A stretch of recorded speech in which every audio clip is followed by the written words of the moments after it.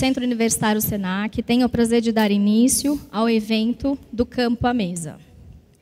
Nesta tarde, com o objetivo de valorizar os ingredientes e os produtores locais, teremos um bate-papo e um workshop, onde os chefes convidados produzirão uma receita com produtos locais. O evento também conta com uma feira de produtores em parceria com Raízes da Mantiqueira. Do Campo à Mesa integra as comemorações dos 20 anos do Centro Universitário Senac Campos do Jordão, que serão celebrados durante o mês de junho até o final deste ano, em dezembro, com diversas atividades, como workshops, oficinas, exposições, almoço no mercado municipal, entre outras ações. Gostaria de agradecer a presença dos produtores, nossos parceiros.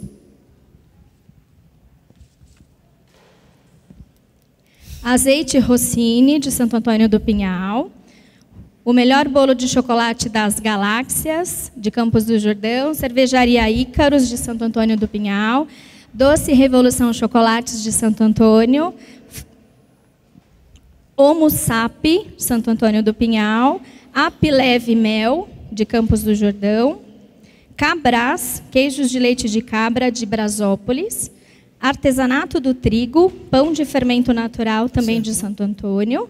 Flor de Sal e o sítio Lumiar Queijos. Uma salva de palmas aos nossos produtores, por favor. Obrigada. Quem ainda não prestigiou, depois a gente vai ter um tempinho aí para prestigiar os produtos, conhecerem os produtores.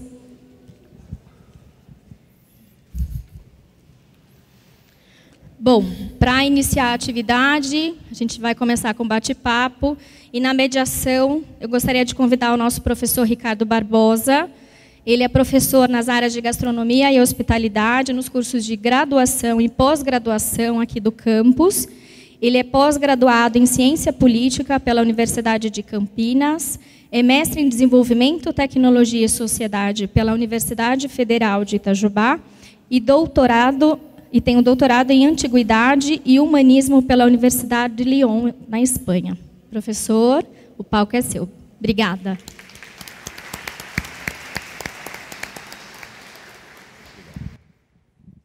Boa tarde a todos. É um grande prazer tê-los aqui. Verdade, recebê-los é o grande sentido desse evento. Eu sou o professor Ricardo Barbosa, sou professor dessa unidade há 20 anos, estou aqui desde o começo. E, como eu disse, é uma grande honra estar aqui com vocês. E eu gostaria de chamar, na verdade, os nossos dois convidados, né, que vão abrilhantar esse evento conosco. Primeiro, eu queria chamar a Flávia Quaresma.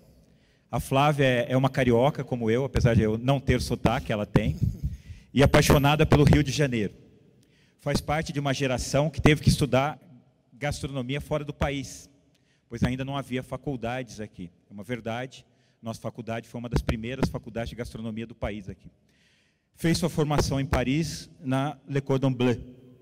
De volta ao Brasil, iniciou sua carreira assinando os buffets das melhores festas do Rio de Janeiro. Em 1999, criou o restaurante Carême Bistrô, que durante 10 anos foi referência de boa gastronomia no Brasil. Junto com o chefe Alex Atala, apresentou durante 3 anos um dos primeiros programas de gastronomia brasileira, o Mesa para Dois, no canal GNT. Lançou 2 livros e, há alguns anos, vem atuando como consultora gastronômica e representando com muito brilho o Brasil em diversos festivais internacionais. Por favor, Flávia, junte-se a nós.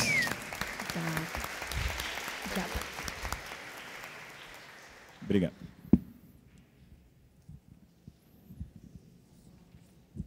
E apresentar aqui o nosso segundo convidado, Guga Rocha.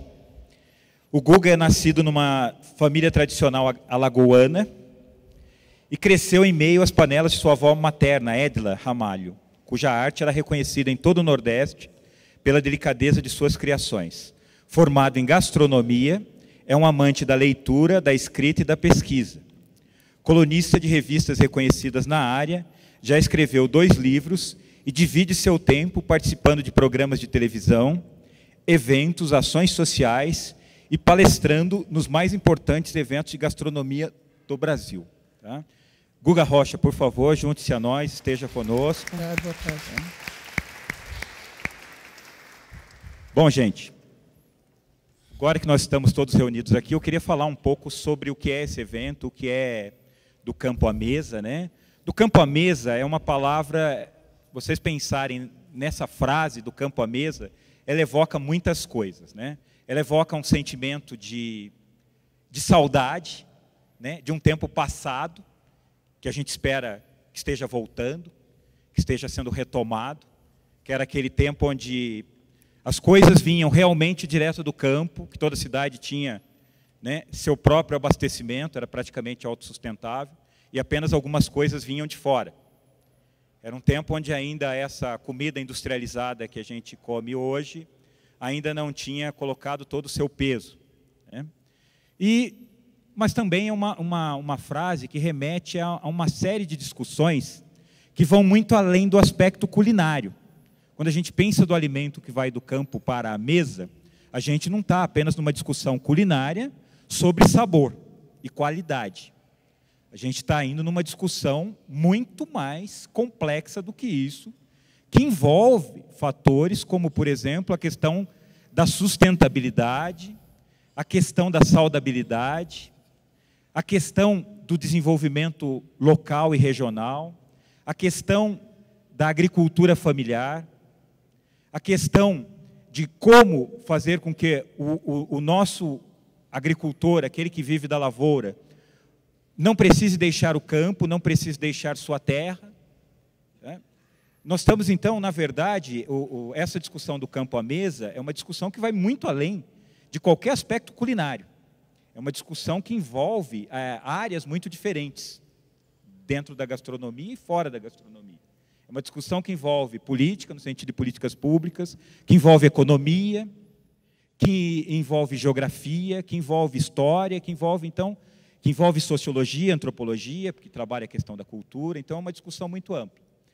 No SENAC, para nós do SENAC, essa discussão não é apenas um debate acadêmico ou algo restrito às aulas. Na verdade, cada vez mais, essa temática do Campo à Mesa, ela tem sido corporificada aqui, vivenciada em uma série de eventos, como esse que vocês estão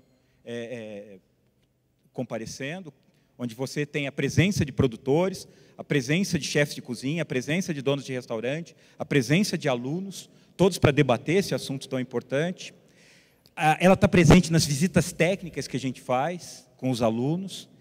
Ela está presente num projeto que para nós é muito caro, chamado Sabores da Mantiqueira, que é um projeto que tem envolvido o SENAC e diferentes produtores da nossa região. Então, este assunto, para nós, ele há muito deixou de ser mera discussão acadêmica. Para nós é um assunto de todo dia.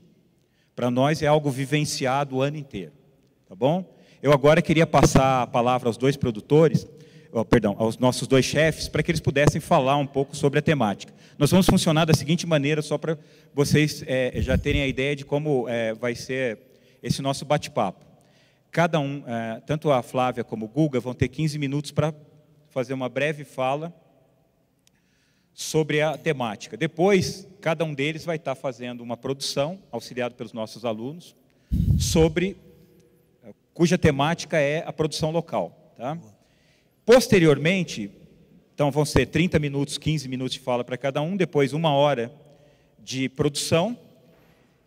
Enquanto isso, eu gostaria que vocês fossem pensando, porque, na verdade, a nossa última meia hora, está previsto para durar 2 horas esse bate-papo, a nossa última meia hora é que é a mais enriquecedora, porque é aquela que vocês vão poder participar mais diretamente, fazendo perguntas. Então, vocês vão, é só erguer o braço, que alguém da nossa equipe vai entregar um papel para vocês possam estar fazendo as perguntas. Tá? Agora já, começou, tem interesse e tal, então nós vamos estar todo o tempo com as papeletas aí passando, e quem quiser fazer perguntas, por favor, faça. As perguntas vão ser dirigidas por escrito, podem ser dirigidas para a Flávia, para o Guga, para mim, ou em geral, uma temática mais geral. E depois da produção, nós vamos estar respondendo a essas perguntas, nós vamos estar fazendo uma meia hora aí de debate. Depois disso, eu gostaria que todos nós pudéssemos voltar à nossa feira de produtores, para poder estar prestigiando essas pessoas que, na verdade, os chefes que me perdoem, até mais do que os chefes, são a nossa razão de estar aqui, aqueles que produzem os nossos alimentos. Ok? Muito obrigado. Passo a palavra à nossa chefe, Flávia Quaresma. Acho que a gente está aqui com o microfone. Não quer sentar aqui com a gente? Vou sentar com eles aqui. Por favor. Bom, gente, é um prazer estar aqui. Fazia tempo que eu não vinha para Campos do Jordão. E hoje, assim, foi um passeio que me deu uma alegria enorme. Primeiro, para a gente conhecer um produtor corajoso, né, com um coração brasileiro desse tamanho, né, que está desenvolvendo um trabalho incrível. E segundo, por eu, né, nesses anos, poder ter acompanhado uma certa evolução. Né? A Serra da Mantiqueira, para mim, sempre foi um foco muito importante, porque eu adoro azeite, né, e venho acompanhando há alguns anos a produção de azeite por aqui, que tem alguns até aqui a gente vai até usar. Né? E hoje, o Rodrigo, né? O Rodrigo abriu minha cabeça assim, para várias coisas. Acho que a gente fez ali um chacoalho, um verdadeiro chacoalho, olhando tudo que ele apresentou para a gente, né? Abriu ali um mundo absurdo de possíveis coisas que podem ser feitas aqui, e de ver como que a gente, com coragem, né, e com desejo de fazer alguma coisa bem feita, a gente pode conseguir alguma coisa. Né? E uma coisa importante, mas antes da coragem, antes de tudo, você tem que ter conhecimento, você tem que ter estudo e saber o que você vai fazer. Né? Então, o que a gente viu ali é uma pessoa que tinha estudou, um agrônomo. Eu sou muito fã dos agrônomos, eu acho que essa proximidade do agrônomo com o cozinheiro é uma coisa, nossa, que rende muitos frutos bacanas. Né? Então, quando eu comecei a ver ele ali, eu falei, gente, é isso. As filhas dele, ele tem 2 filhas, as filhas dele certamente vão se orgulhar do pai, e se elas quiserem, elas vão ficar no campo, não vão precisar sair do campo. Né? Isso foi uma das coisas que mais me emocionou, porque assim, eu já faço parte da velha guarda da gastronomia, né? Então eu acompanhei todos aqueles produtores que queriam ter, né, uma luta com tudo, e todos eram chamados de seu Zezinho, seu Joãozinho, que planta batata, ou outro que faz aquilo, sempre no diminutivo. E hoje esses caras têm nome, sobrenome, e mais do que isso, a região tem nome. Né? Hoje a gente falou azeite de oliva da Serra da Mantiqueira, tem uma denominação, a gente consegue hoje, né, vislumbrar coisas que a gente não via, nem acreditava que ia acontecer. Né? Quando ele falou lá que ele tem produção de castanha, né, e que ele falou, poxa, só que eu comecei com a castanha e eu não conseguia com a castanha, porque a gente tem ainda aquela coisa, né, de só come castanha no Natal. E a castanha é um produto que ele falou que dá em janeiro e fevereiro, e aí quando ele ia tentar vender, todo mundo falava, mas já passou a época da castanha. Como assim? É a natureza que fala qual é a época, né? E já acabou a época que a gente vê nossos, né, amigos nos Estados Unidos, na Europa, tal, que estão consumindo. A nossa é em janeiro e fevereiro. Né? Então, essa importância de ter esse contato com o produtor, que a gente vai multiplicar uma coisa que é fundamental para a gente realmente dar agora um outro passo, que é as estações, a gente explorar o que a natureza dá para a gente no melhor momento possível. Porque não adianta a gente estudar, eu e o Guga temos uma criatividade enorme, vocês todos aqui terem uma curiosidade enorme, se a gente não tiver os produtos na mão. Né? Então, assim, todo estudo que a gente tem, toda técnica que a gente, né, se esforça para aprender e vai se esforçar o resto da vida, porque não é só com esse curso aqui que vocês vão parar, não. Vocês vão ter que estudar, fazer uma pós-graduação, vão ter que estar sempre estudando. Hoje, então, com o Google, então, que sabe falar muito melhor do que isso, com as mídias sociais, com a internet, a gente está fazendo um prato aqui, já tem que estar pensando no próximo, porque alguém já está lá. Então, é tudo muito, muito vivo, muito rápido, os conhecimentos, as trocas são muito, né, muito aceleradas.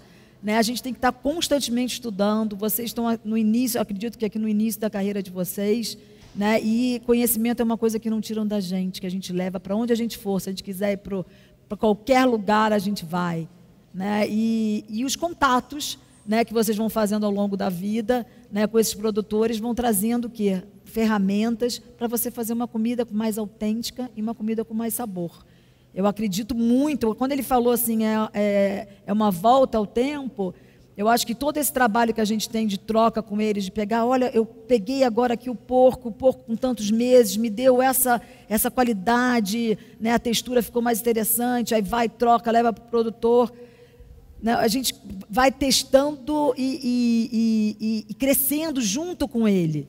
Né? Então, eu acho que é isso, é juntar o que a gente aprendeu, né, com o que a gente vai estar sempre em constante movimento, tentando crescer, e voltar, talvez, a um tempo das nossas avós. O Guga também tem uma avó muito presente, a minha avó que também me colocou nesse mundo, né, de ter produtos de verdade. Né? Hoje, vendo aquele vinho, né, um vinho natural, né, sem sulfito, né, aquela coisa, você pensando nas pessoas que também estão ali, né, fazendo aquele cultivo, que não, sem usar nada químico, né, você ter essa oportunidade, ter essa chance, é um luxo. Eu acho que vocês que estão aqui, que estão estudando aqui, vocês têm uma região belíssima, né, cadê a dupla de Vitor e Vitor? Os Vitor. Que fazem um trabalho lindo, né, junto com o professor, né, uma coisa maravilhosa, explorando as pérolas que vocês têm aqui, né, na região. Você imagina, se cada um dentro do estado, nessa potência que é o nosso Brasil, fizer isso, né, o que vai ser desse país? Só falta consertar umas coisinhas ou outras, né? Mas de material, né, que a gente tem, né, dessa diversidade que a gente tem. Né, eu fiquei imaginando ali, vendo o trabalho que eles fazem, acompanho um pouco no Instagram, vejo o que eles estão fazendo. Se cada um for multiplicando, ninguém segura a gente não, gente. Então, assim, é lutar pelo nós, cada um dentro do seu quadrado, do seu estado, né, procurar melhorar o que a gente tem ali. Eu falo pelo meu estado, eu sou apaixonada pelo Rio, mas foi um estado que viveu do petróleo e esqueceu o seu interior, esqueceu a agricultura, esqueceu muitas outras coisas, e hoje a gente está pagando caríssimo por isso. Né? Então, eu sou uma das pessoas que quero fazer exatamente isso que eles fazem lá. Né? A gente tenta, traz o produtor, leva ali, e é um trabalho incessante. Está com vocês, né, jovens cozinheiros, cheios de gás, dar a mão para os produtores e colocar no prato o que a gente tem de melhor, com autenticidade, com sabor, com a técnica que vocês aprenderam aqui. Eu acho que esse é o que eu imagino que a gente tem para arregaçar as mangas e correr atrás. Então, é isso. Eu concordo com tudo que a Flávia disse. Boa tarde, um prazer estar aqui. Realmente foi incrível a gente conhecer o trabalho que esse cara faz. Eu venho de uma família que tem muita tradição de cozinha e de campo também. Minha mãe é nascida em fazenda e a gente sempre teve um contato muito grande com mato, com campo, com plantar as coisas. Tanto que hoje eu moro num apartamento em São Paulo e no meu apartamento eu tenho até gengibre plantado, já tive inhame. Então, assim, eu gosto dessa coisa de as coisas que crescem, que têm o seu próprio tempo. Hoje em dia a gente quer tudo na hora, instantâneo. E a cozinha é o que combina com o que, em quanto tempo, em qual intensidade. Cozinha é isso. As coisas têm seu tempo, as coisas acontecem no tempo correto. Até um pão na chapa, se você tirar ele um pouquinho antes, você está com pressa de ir para o trabalho, ele não vai ter o mesmo croque-croque. Você fala, eu podia ter deixado 5 minutinhos, sabe aquela coisa? Então, a natureza é assim, tem seu tempo, tem sua sazonalidade. No Brasil, a gente costuma ter tudo o ano inteiro. Se for no supermercado, a gente tem morango o ano inteiro. E o morango é horrível o ano inteiro. Por quê? Porque é feito de uma forma que não é como é para ser feito. Você vai para fora do Brasil, tem a estação do morango, que o morango é uma gota de mel na sua boca. A mesma coisa, como ela falou, da castanha portuguesa. Por que a gente come castanhas e nozes no Natal? Porque a gente imita os outros. E lá é só o que eles têm no Natal. É inverno, não tem mais nada. O que era verde morreu inteiro quando não existia estufa. Quando era época, então eles comem castanhas, avelãs, nozes, que é o que sobrava, carnes curadas, peru, que é uma ave que você ainda tem naquela época do ano. Então termina que a gente faz uma coisa de imitar. O nosso Natal era para ser robalo, truta, abacaxi, coco. A gente tem tudo, e ao mesmo tempo que nós temos tudo, eu não vou nem falar muito, senão a gente vai respondendo perguntas que podem surgir, mas é uma frase que eu falo sempre, que eu gosto de repetir: o maior inimigo do Brasil é a abundância. Porque todo mundo que tem tudo não dá valor a nada. Aquele menino rico de família mimada, que tem tudo, brinca com o brinquedo 3 minutos e joga fora, esse é o Brasil. A gente é mimado pela natureza. A gente não tem um inverno rigorosíssimo, como se tem no Canadá e em outros lugares, onde as comunidades têm que se unir. A gente não precisa conhecer o vizinho. Não vai ter neve na minha porta, ninguém vai me atacar nem nada, então tá tranquilo. A gente mora deitado eternamente em berço esplêndido mesmo. Então, essa abundância que a gente tem e a gente não aproveita, porque pare para pensar, até em ervas e temperos, a gente só usa coisa gringa. Alecrim, tomilho, sálvia, salsinha, manjericão, coentro, vai dizendo. É tudo de fora. No norte do Brasil tem uma coisa ou outra, em Minas tem um peixinho da horta, tem uma coisa ou outra, mas as pessoas não usam mais, a gente não valoriza. Por quê? Porque a gente nunca precisou comer mato. Erva é a primeira coisa que nasce depois do inverno. É a comida do desesperado. Tenho certeza que algum cara fez, nossa, vou chamar isso de manjericão, isso é bom. Entendeu? A gente não precisou. Os índios brasileiros comem a mesma coisa o ano inteiro. Eles comem 4 coisas. O cara come mandioca e tapioca, tucupi com alguma caça que tem ali, banana e um abraço, peixinho. O ano inteiro tem isso. Então, desde Roraima até do norte extremo do Brasil até o sul, você vê, existe essa abundância gigantesca. Eu, por ser do Nordeste, ter ido muito ao sertão e conhecer muito aquela região do Brasil, a gente vê como a dificuldade gera coisas incríveis. E é isso em vários lugares. Vê os grandes clássicos franceses, veja os grandes clássicos italianos, veja os grandes clássicos desses países que tiveram uma época de pobreza muito grande, que se criou da necessidade coisas incríveis. Hoje, num restaurante que a gente foi comer lá, tinha panzanella de entrada, que é uma coisa de, sobrou pão velho, junta com o que tinha de verdura que sobrou, mete um azeite, é nóis. Aqui no Brasil, por mais humilde que você seja, a gente foi, de uma certa forma, acalentado, como o professor falou no começo, pela indústria. Em vez do cara criar pratos com o que tinha de simples, como se fazia antigamente, você come produto industrializado vagabundo. A classe pobre brasileira hoje está sendo bombardeada de todos os lados por porcarias e mais porcarias. Mas porcarias são rápidas, práticas, que você acorda, joga aquilo ali, está pronto. Você não precisa fazer nada. E a gente mesmo, de vez em quando, se pega caindo nisso. Sabe? Tipo, será tão prático pegar o negócio que está pronto? Então, eu acho que o pequeno produtor tem essa grande cruzada a ser feita, que é até que eu estava falando mais cedo. O cozinheiro, vocês são estudantes de culinária que trabalham com isso, o cozinheiro nada mais é do que a ligação entre o prato e o campo. Só isso. A partir do momento que você começa a se sentir mais importante do que a ligação, mais importante do que a conexão, se sentir mais artista que o produtor, o grande artista é o produtor. Porque um produto, é impossível cozinhar com um produto ruim. Impossível. Pega o Ferran Adrià e fala, Ferran, faz alguma coisa, ele vai fazer uma espuma ruim. Você pega o Michel Braco, ele vai fazer uma coisa ruim. Mas com um produto bom, usando só o produto, o chefe pode estragar o produto. Então você é só conexão. É importante que o produto seja bom para facilitar o seu trabalho. Entendeu? Então é isso que a gente vai falar, dessa conexão e dessas junções. Tá bom de falar que eu falo muito. Então vamos lá, perguntas, o que é que a gente vai agora?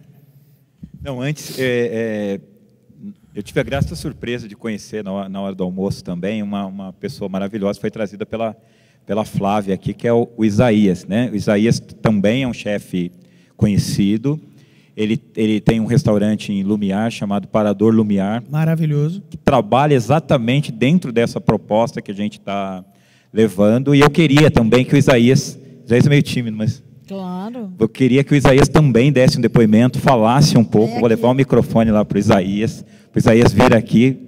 Os primeiros que vocês conhecessem, aplaudissem essa figura aqui, o Isaías. Queria que você falasse um pouco também, Isaías. Boa tarde. Fui pego de surpresa agora, né? Vou falar um pouco. A minha cozinha é o seguinte, eu tenho uma horta onde eu planto tudo.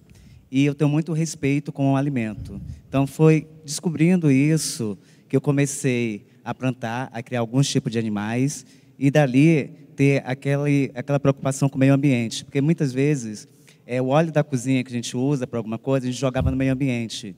E nesse momento que eu comecei a respeitar o alimento que eu cultivava, eu comecei a transformar aquilo em sabão.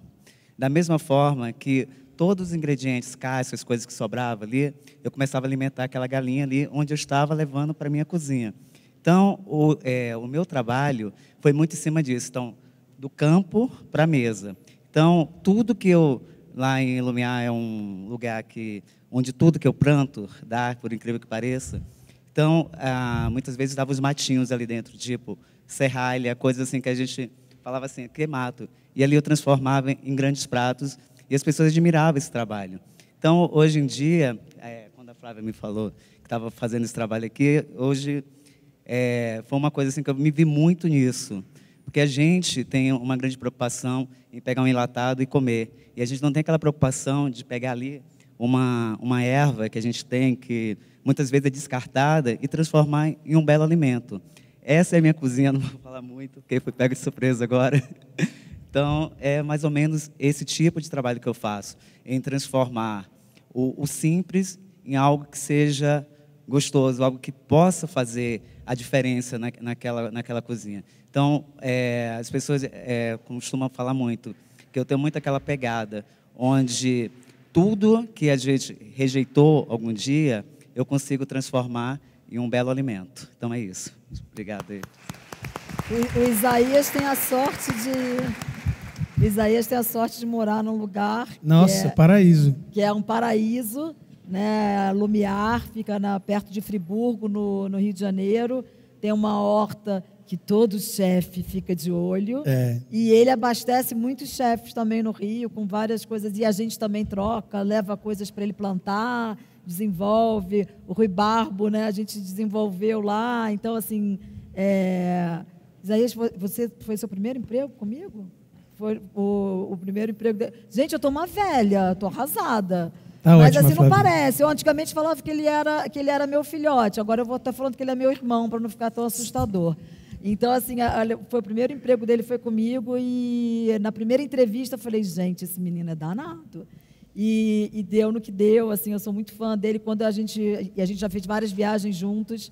E aí, quando eu soube que a gente ia visitar esse produtor, eu falei, bora lá para você conhecer, porque é a cara dele, né? E a gente tem que multiplicar sempre boas coisas que a gente vê por aí. Isso aí. Bom, o produtor que nós visitamos, eles chegaram cedo hoje, nós visitamos o Rodrigo Veraldi, do Entre Vilas, eu acho que vários de vocês conhecem, né? Que tem um trabalho interessante, não só de produção, mas de pesquisa e desenvolvimento de uma série de espécies vegetais, algumas nativas, que são aprimoradas, e algumas exóticas, que são aclimatadas. Acho que nessa primeira conversa, acho que algumas coisas já ficam assim, bem claras, né? Que os produtores, nós do Sabores da Mantiqueira, uma das coisas recorrentes dos produtores que nós temos visitado é o respeito que eles têm pela natureza. É claro que eles vivem da sua produção, esse é um objetivo, se sustentar economicamente através da sua produção, através dessa opção de vida, de ficar no campo, morar no campo, que apesar de idílica, é bastante trabalhosa. Quem já trabalhou no campo sabe o quanto é difícil, é custoso, é fisicamente exaustivo, né? Mas o que a gente nota nessas pessoas, pode-se dizer até, utilizar-se até da palavra idealismo, né?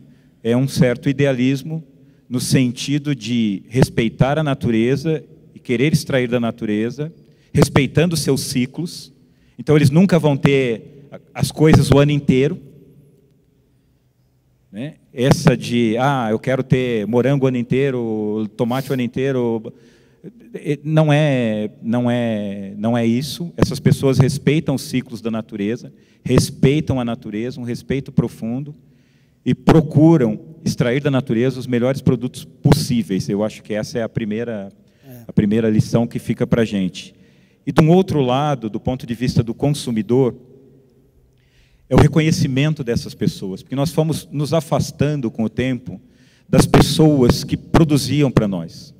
Nós perdemos tanto o contato com o campo e com os produtores, que hoje as crianças nas grandes cidades, que nunca viram uma vaca, nunca viram uma galinha, e acha que o leite vem da caixinha, e que a galinha já vem pronta ali, naquele, né? Já vem gelada. Então, nós perdemos os contatos, nós perdemos, inclusive, a capacidade de reconhecer as plantas. Nós perdemos isso. A gente vai ao campo e tem que ficar perguntando, o que é isso? O que é isso? O que é isso? O que é isso? É verdade ou não? Nós perdemos uma ruptura de conexão, né? Uma ruptura de conexão, né? E eu me lembro, eu tenho 56 anos, mas eu me lembro quando eu era pequeno, pelo menos as pessoas com as quais eu convivia, meu avô, eu morava numa cidade pequena, e as pessoas, elas conheciam. Não era, hoje a gente usa até o termo punk, plantas alimentícias não convencionais, né? Tivemos que chegar a isso, né? Nós tivemos que chegar a isso, para resgatar, nós temos plantas alimentícias não convencionais, que eram coisas que as pessoas utilizavam, conheciam, né? Nós perdemos a conexão de tal forma que nós deixamos de conhecer os próprios alimentos que comemos. E isso é um problema muito sério. E quando os nossos alunos vêm fazer gastronomia, eles vêm interessados principalmente no aprendizado de uma técnica.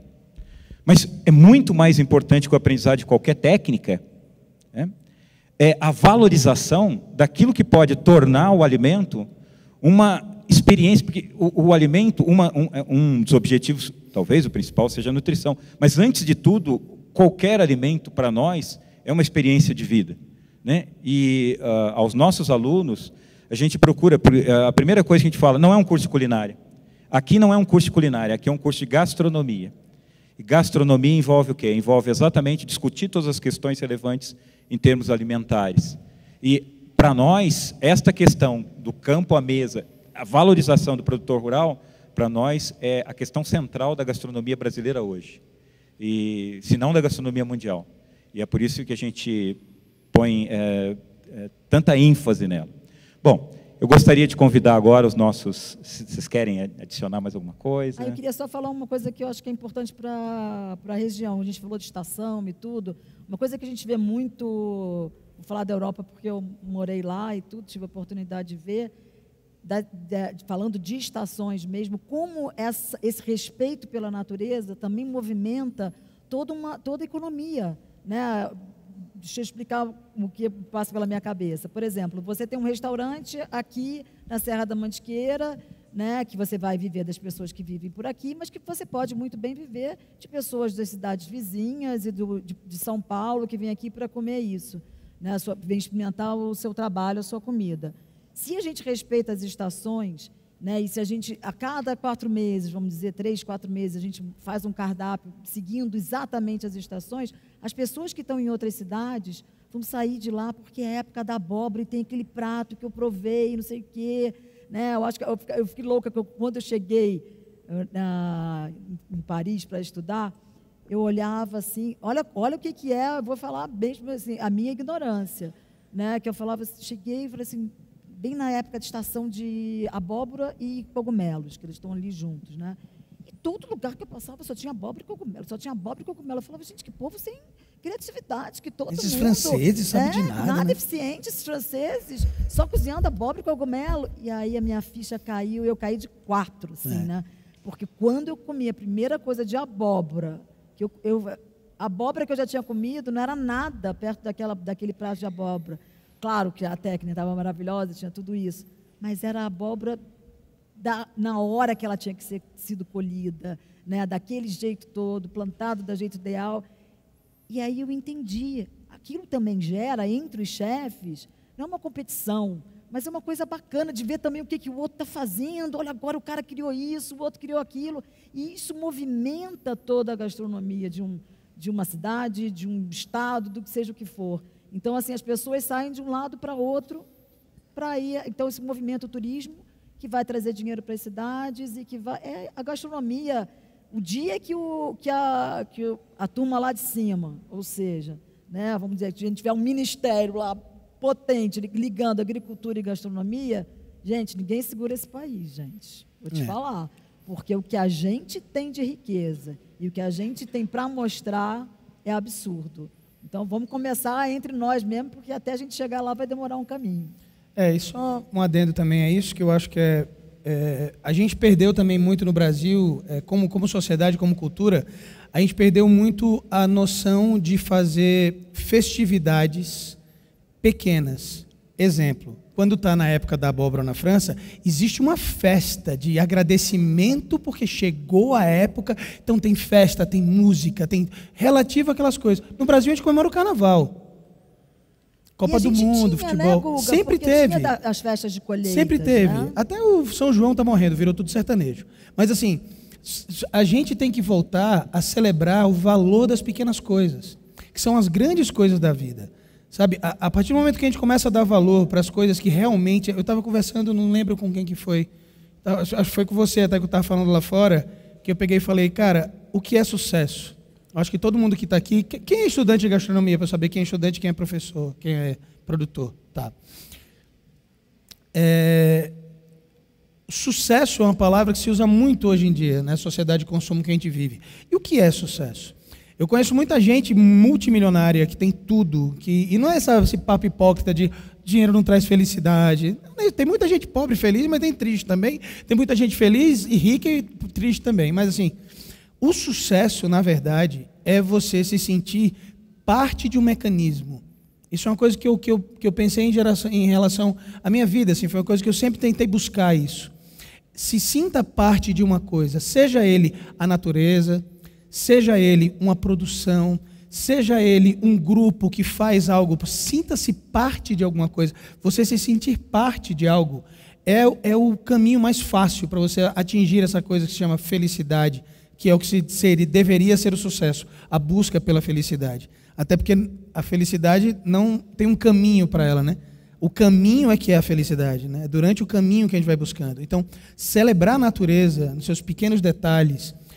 Quando a gente está, eu e a Flávia, a gente tem essa coisa muito em comum hoje. A gente chegou lá no Entre Vilas, e aí ele falou, nossa, isso é mel de castanha. Nossa, e parecia dois idiotas, assim, tipo, mel de castanha, caramba. Então, tipo, eu fico feliz quando eu vejo um tomate incrível, que você corta e fala, meu, caraca, que tomate. Sabe, as pequenas celebrações, porque minha avó foi uma das mulheres que escreveu o primeiro livro de culinária do Nordeste. Ela foi uma das primeiras pessoas a fazer cordon bleu, era uma mulher à frente do seu tempo, assim. E ela sempre falava, meu filho, fazer comida boa com lagosta e caviar é a coisa mais fácil do mundo. Eu quero ver fazer com chuchu. Então, isso é uma coisa que guia a minha vida até hoje. Guia as pesquisas que eu faço, tanto que na época que estava todo mundo fazendo comida molecular, eu fui pesquisar quilombo. O Brasil é um dos poucos países do mundo que pode dizer aonde começou sua culinária. A gente não dá valor a isso. Foi a primeira vez que um africano, um europeu e um indígena livres, sentados com tudo que o nosso país tinha para oferecer, falaram, e agora, o que a gente come? A culinária brasileira se originou em Liberdade. A culinária brasileira se originou num quilombo. A culinária brasileira não se originou na senzala. Essa coisa que a feijoada foi criada na senzala é tudo mentira. Feijoada é um prato mouro, tem feijoada em todos os lugares. Cassoulet é feijoada, cocido madrilenho é feijoada. Só o que tem brasileiro na feijoada é feijão preto. Então, assim, conhecer a história é importantíssimo para você se diferenciar. O que diferencia um chefe de cozinha qualquer de um grande chefe de cozinha, quando eu falo grande chefe de cozinha, eu estou falando do Michel Bras, estou falando desses caras geniais, é a noção histórica, é a noção geográfica, noção cultural e a noção básica de biologia para saber um pouco de como se porta a natureza, porque sem saber como a natureza funciona, não dá para transformá-la. Você só vai conseguir transformar a natureza se você entender o mecanismo de funcionamento. Sabe, já percebeu que sempre a parte mais linda dos insumos é a parte de dentro? Quando você corta uma laranja, a beleza dela está escondida ali dentro. Quando você corta um tomate, a beleza dele está escondida ali dentro. Então, mesmo filosoficamente, dentro da natureza, é onde está a grande beleza que está aí para ser descoberta. Então, sejam simples, cozinhem simples, técnica pela técnica é ego, é ridículo. Você vai nos restaurantes hoje em dia, o cara coloca 73 técnicas no prato e fica jogando negocinhos coloridos em cima de você. Tipo, brother, isso é palhaçada. Entendeu? Cozinha é o ingrediente bem feito para gerar prazer. Nós somos serventes. A partir do momento que a gente acha que chefe é título de nobreza, a gente está ferrado. Nós somos serventes, a gente tem que servir o prazer do outro. E é simples fazer isso. Tem uma frase de um cara, só para finalizar, assim, coisa que tem um chefe chamado Briat Savarin, que eu acho fantástico a história dele e tal, que ele fala, complicar uma receita é a melhor forma de se esconder a falta de talento. Então, cara, é difícil fazer o simples. Michel Bras. Né? Então, façam o simples. Pesquisem e mergulhem na natureza, que ela está lá de braços abertos para vocês. É isso. Nossa, filosofei agora no final. Essa frase é bonita. Muito bonita. Frase muito bonita mesmo. Bom, eu gostaria agora de estar convidando o Guga Rocha e Flávia Quaresma a assumirem seus postos, né? Eba. Vamos ver o que temos. Você quer ficar onde, Flávia? É você que manda. Faz. Você quer ficar aqui? Você quer ficar perto do Thermomix? Tá ótimo. A gente pode passear também, É, né? lógico. Eu estou aqui para isso. E Gente, alguém quer me ajudar? Alguém quer cozinhar? Sério mesmo? Pode pegar alguém? Olha, se Ah, você vai pro quiser... meio. Olha, fui driblado completamente agora. Eu pensei que era aqui que eu ia Pois ficar. é A isso, mesa vem foi pra cá. embora. Vai ficar quietinho aí, não? Vamos. Ótimo. Que aí a gente fica ali pertinho. Agora, deixa eu destravar a outra ali. Peraí. Destravou? Vamos ver se pode. Eu não sei como é que é o negócio. Eu já venho subvertendo tudo. Já quero colocar o pessoal para... Bom, gente, ó, perguntas, hein? Eu quero que vocês já vão aí pensando nas perguntas, tá? Pessoal, Paulinha, os Isso, a papéis. gente pode passear. Tá passando já? Queria que vocês levantassem. É você só levantar a mão você aqui também na tem frente, coisas ó. aí, Hein? Cocitas. Tá? Tá. Tá bom. Para que nós façamos, na última parte, um grande debate aqui, todo mundo possa estar comentando, estar falando. Depois que a gente etc. faz, a gente ainda bate o papo e responde as Isso, perguntas. a gente ainda... Pô, eu tava desesperado. O senhor viu ela levantando 10 minutos ali. Eu falei, meu Deus. Não, fique tranquilo. O Guga e a Flávia, eles vão estar comentando sobre o que eles vão estar preparando para vocês aqui. E eu queria só também, para valorizar os nossos alunos, né? Aqui, ó. A Giovana vai estar acompanhando aqui o Guga. Ali o nosso ex-aluno e hoje professor e chefe, professor de cozinha brasileira, na graduação e na pós-graduação, chefe de cozinha Vitor Rabelo. Aqui desse lado, além do nosso Isaías, que eu peguei de surpresa e fiz ele falar, a Karina vai estar ajudando a Flávia. A Karina é nossa aluna do último semestre. Já queria também que vocês... Tem outras cocitas aqui. E estou vendo aqui vários alunos, ex-alunos, né, que hoje são professores. Eu vou querer pinhão também. Prazer muito grande ter vocês aqui. E vão pensando aí nas perguntas, enquanto eles não começam a falar, já vão pensando aí nas perguntas. Guga, Flávia, ó, é de vocês, vão explicando aí, agora é com vocês. Primeiro é o seguinte, a gente não tinha a menor ideia do que a gente ia encontrar de ingrediente, a gente não veio com o prato pronto, a gente não tem a menor ideia do que a gente ia fazer, a gente não sabia nem quais eram os produtos. Então, eu acho que isso é muito legal, até para a gente manter aquilo que a gente estava falando antes, de tentar fazer uma coisa interessante com o produto do local e simples. Então, aqui a gente tem essa truta linda, vocês têm aqui. Tem aqui uma pancetta de porco daqui da região também. Cordeiro daqui também? Acho que é. Ele até falou que tinha um produtor lá perto. Tem um porquinho aqui lindo também, 2 cortes diferentes. Eu acho que eu vou de peixe. Ô, Guga, Oi. eu posso roubar um pouquinho dessa porquetinha que a gente... Pode, minha paixão. Que a gente de trouxe? Deus. Essa a gente trouxe lá do Entre Vilas, inclusive. Pode botar por cima, né? Depois. E deixa eu ver o que temos mais aqui. Ah, legal. Hoje no Entre Vilas eu vi também que ele está plantando fisales lá, né? Eu vou fazer um molho de fisales para essa truta. Eu acho que eu vou fazer. Vai tirando as casquinhas da fisales. Cebola e alho, vamos dar uma cortadinha nela aqui. Vamos começar pelo molho. Vamos começar essa Não, acho que creme de leite não. Eu vou usar cerveja daqui para tentar fazer Vou tentar fazer com o máximo de coisas que tiver daqui. E com o pinhão, a gente faz uma... Vamos lá, vamos brincando. Tem manteiga desse lado aí? Manteiga. Olá, francesa. A bichinha gosta de uma manteiga, não tem Vocês sabem os três segredos da cozinha francesa, né? Manteiga, manteiga, manteiga. Então a gente usa aquela. Azeite. Inclusive, aproveitar que a gente vai cozinhando, mas vai conversando também. Eu tive uma oportunidade muito legal que vai rolar agora. Eu estou indo dia 19 fazer o mês inteiro na Copa do Mundo, de cozinha brasileira. No azeite mesmo. Foi muito legal, foram convidados 3 chefes para ir lá. Vou eu, o Felipe Schedler, que é de Manaus, e o Alisson Miller, que é de Florianópolis. E a gente vai fazer cozinha brasileira. E uma coisa, cara, que acontece muito quando o chefe vai fazer, a gente faz muito evento fora, é de tentar fazer uma coisa muito contemporânea. Né? Quando o cara vai para fora do Brasil, quer mostrar uma coisa muito exótica, muito diferente e tal. Parece que a cozinha da gente não é boa o suficiente, né? Agora, se um italiano vem aqui e faz um risoto, todo mundo vai assistir uma aula de risoto de 1h30. Eu fui dar aula no Cordon Bleu e eu dei aula de farofa. Todo mundo, o Tomás Trogosto, todo mundo sabe quem é, ficou, mano, você é maluco? Você dá aula de farofa no Cordon Bleu. Mas, cara, farofa e risoto, mesmo grau de complexidade.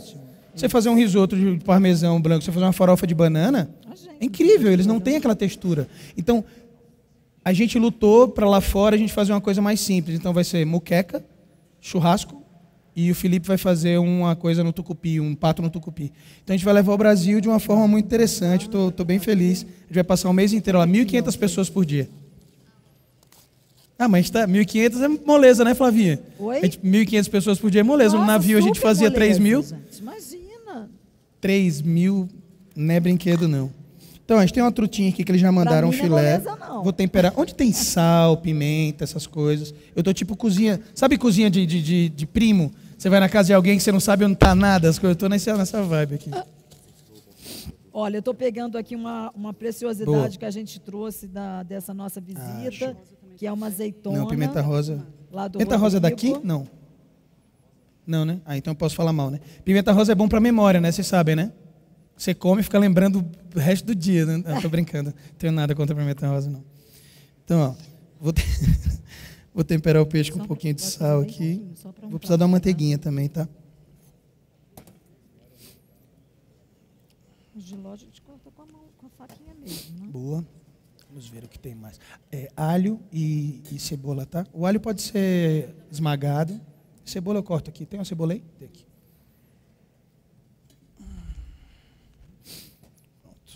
O peixinho eu temperei levemente com sal. A truta. Essa é aquela de laranja, né? Tô sem pôr o óculos e não quero pegar. É isso. Então, vou fazer uma marinada com peixe, não façam isso, tá? Vou fazer uma marinada para o peixe com a cerveja, que essa é uma cerveja que ela tem um toque cítrico bem interessante, e eu acho que com truta vai ser bem legal. Então, vou fazer uma marinadazinha rápida para ele aqui.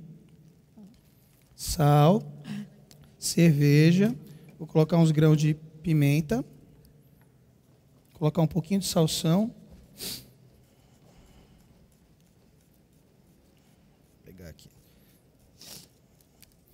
Uma pergunta clássica. Alguém vai comer esse prato?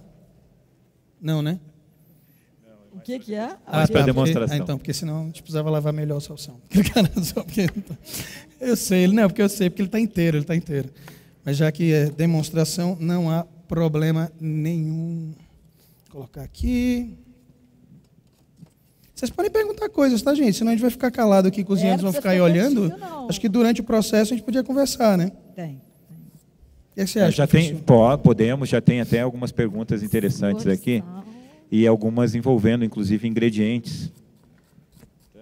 Vou fazer a primeira até, que é dessa senhora aqui, a Nina. Nina Brabner, né? Tá certo seu nome?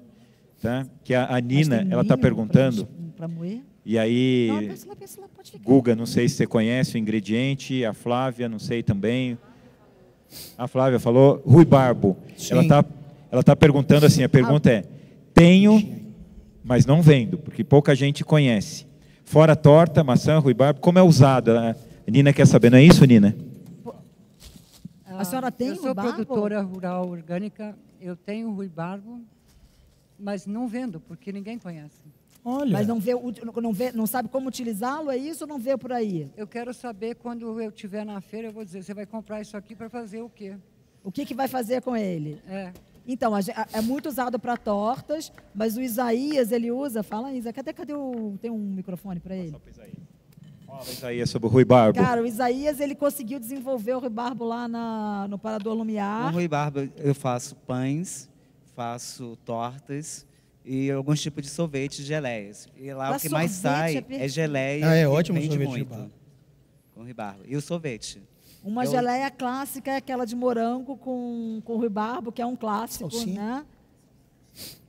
E o ruibarbo, lá as pessoas quando vão, quando compra a geleia, fica encantado, porque tem uma parte, não sei se o seu fica, totalmente vermelhinho, e tem um que fica cinza.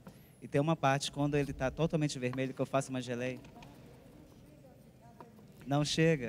Muitos no Brasil não conseguem ficar. Rosadinho.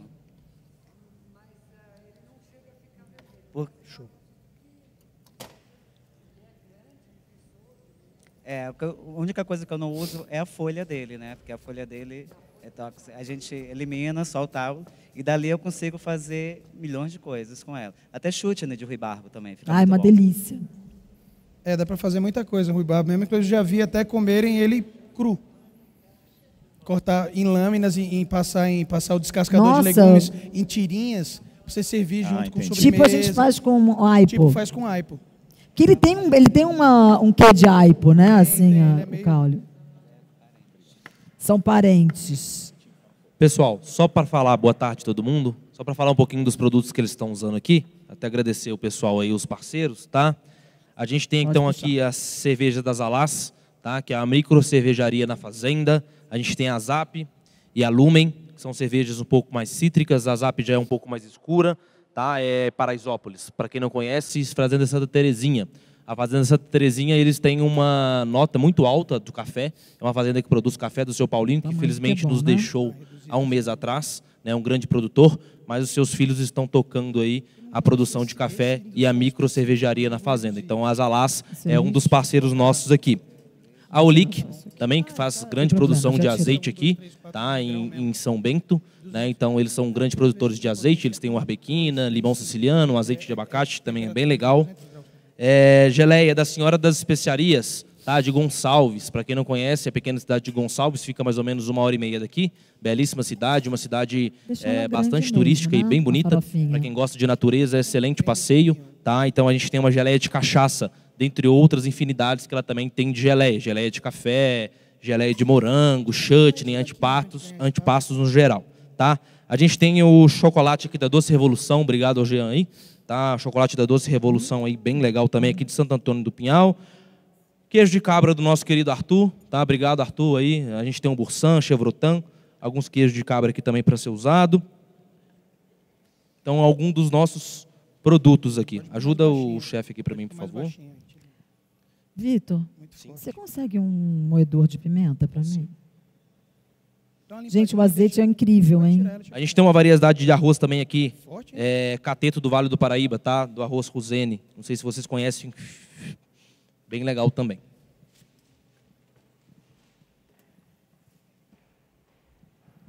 Bom, gente, eu vou continuar enquanto eles estão fazendo, aproveitando já para ir introduzindo perguntas, principalmente perguntas que são mais relativas a ingredientes, tá?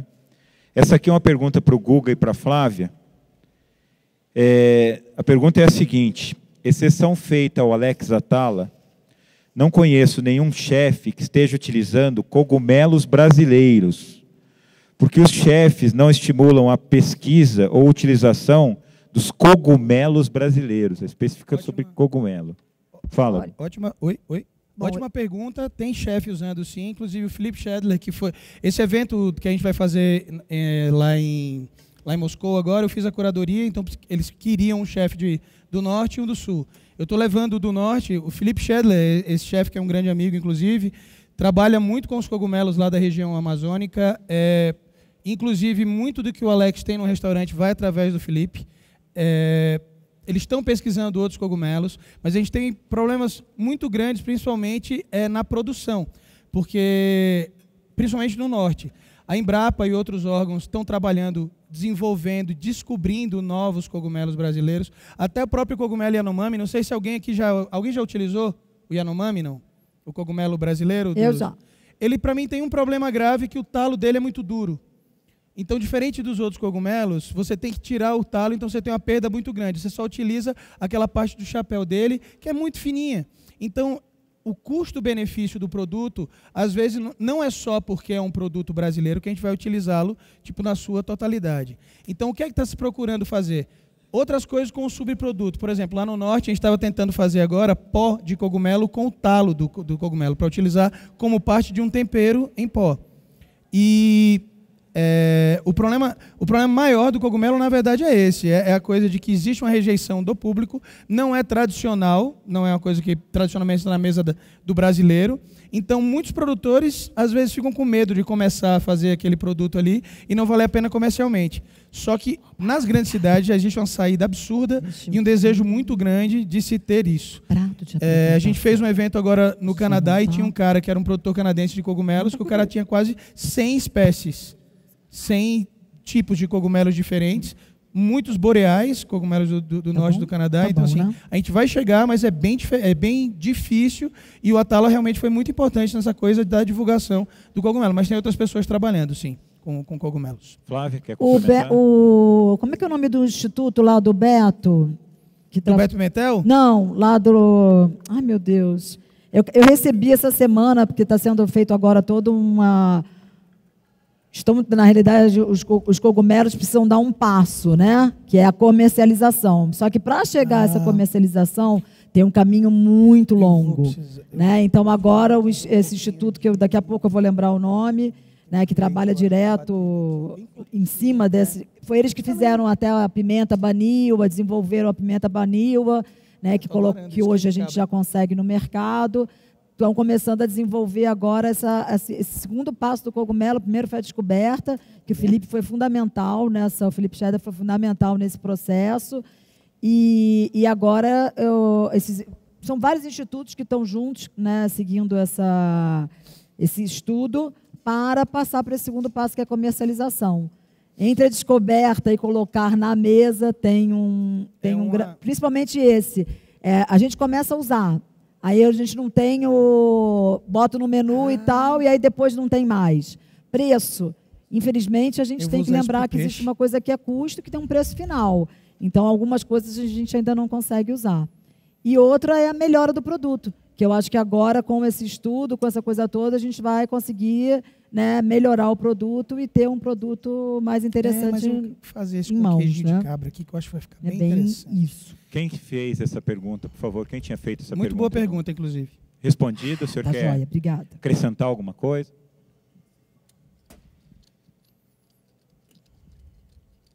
Se fala muito Sinistro. no Forno dá para cogumelo do levar norte depois do lá país. ou não? Forno Mais que alto. tem lá em cima. Se que fala vai dar muito no uma cogumelo aquecida, do se for norte do país. necessário. É esse, Nós temos aqui, até...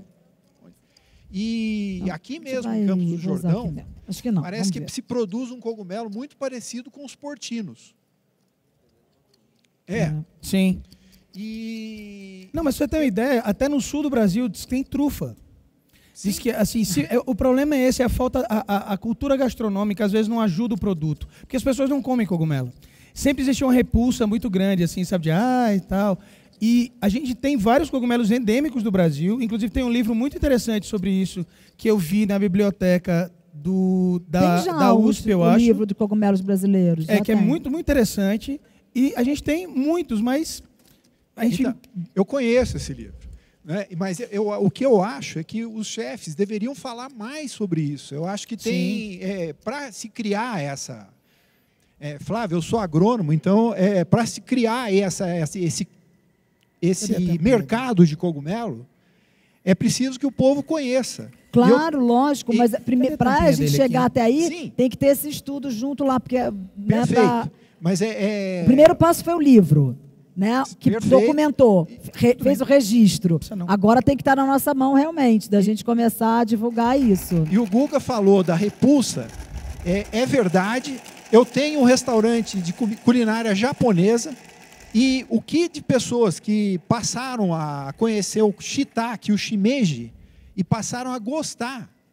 A gente deve isso muito à cozinha japonesa, com certeza. Que, na realidade, popularizou. né, shiitake, shimeji, que eram coisas que as pessoas tinham realmente a repulsa. Né? Então, eu acho que a gente vai passar por esse processo também com os cogumelos brasileiros. E você vê que a coisa Mas vai da ter que cultura. aumentar o cultivo. Não, e você vê que a coisa da cultura como ajudou. Os cogumelos shiitake, shimeji começaram a ser consumidos porque o Brasil tem a maior colônia japonesa fora do Japão. Exatamente. Então, os japoneses consumiam isso e, de uma certa forma, foi introduzido para o resto da população. Né? Eu acho que, a partir do momento que a gente tiver mais produtores de cogumelos brasileiros, ajuda os chefes, porque a gente fica louco por produto. A gente fica querendo, eu acho que nesse caso é o caminho inverso. A gente pode falar de cogumelo à vontade, mas se não tiver o produto, não adianta. A baunilha do Cerrado, que é um produto espetacular brasileiro, a gente está louco que comece a ser comercializado em maior quantidade para a gente poder ter isso na mesa, né? E eu acho que produtores têm que ajudar a gente nisso também, é um caminho de uma via de mão dupla. Eu acho que é isso aí, juntos a gente vai conseguir fazer isso aí. Obrigado. Eu tenho um pedido aqui, tanto para a Flávia quanto para o Guga, para vocês irem explicando agora um pouco o processo, a técnica que vocês estão fazendo. Então, na verdade, aqui a gente tem esse queijo incrível, que eu vou colocar o óculos, gente, que realmente a idade chega, não é uma coisa, não tem como você ficar enganando, não. É o Bursan. A gente tem um Bursan incrível aqui e tinha pinhão. Então, eu vou fazer um creme de pinhão com Bursan. E coloquei alho, vou colocar um pouquinho de salsinha aqui também, bem simples. Vou jogar um pouquinho de manteiga e vou bater ele para deixar ele bem, sabe, saboroso, para servir com a truta que eu estou marinando aqui, com salsão, alho, pimenta do reino e a cerveja, que é a base cítrica. Cadê a garrafinha? Essa aqui. Que é uma cerveja aqui, que é uma Citrus Pale Lager, que é uma cerveja forte e clara com laranja e maracujá. Então, acho que a coisa do cítrico, com a gordura e a truta, eu acho que conversam muito bem. Aqui eu estou reduzindo ela, e nessa redução, como ela já tem laranja e maracujá, eu vou utilizar a physalis. Eu vou cortar essa physalis ao meio e vou colocar na redução de cerveja, um pouquinho de manteiga também, e aí eu acho que a gente vai ter uma coisa cítrica com peixe e a coisa do queijo de cabra para fazer um mar em montanha, que eu acho que combina, tem tudo a ver com o ambiente, né? Com a de montanha. Vamos nessa. Flávia, você quer explicar um pouco? Quero, claro. A gente pegou aqui a costeleta de cordeiro, né, que eu só temperei com sal e pimenta, daí aí a gente vai selar. E a gente vai usar, peguei as azeitonas lá do Rodrigo, lindas, super saborosas, pequenininhas e deliciosas. E estou fazendo aqui um azeite, que eu vou botar um pouco de cebola roxa, botei um alhinho só vou aquecer muito pouco esse azeite, para não perder esse frescor maravilhoso que o azeite aqui da Serra da Mantiqueira tem. E vou colocar um pouquinho de pimenta dedo de moça e um pouquinho de cebola roxa. Esse vai ser a nossa salsa, vamos dizer assim, para o cordeiro. O Isaías fez aqui uma farofinha, né, já utilizando essa maravilha que estava aqui. E ele colocou cebola, alho e jiló cortado bem fininho para trazer um pouco, né, do nosso ingrediente, que é um croque-croque também, para brincar aqui com o milho. E a frigideira do cordeiro é essa. E a gente vai saltear aqui rapidinho um shiitake. Vou só deixar aqui aquecer bem para acompanhar, vou botar um shiitake. E vou usar, porque tinha do Rodrigo também, que estava divina. Cabe aos chefes o incentivo, né, principalmente aos chefes renomados, têm acesso à mídia, etc., e às faculdades de gastronomia, o incentivo a isso, a divulgação, o incentivo, diga. Máximo, né?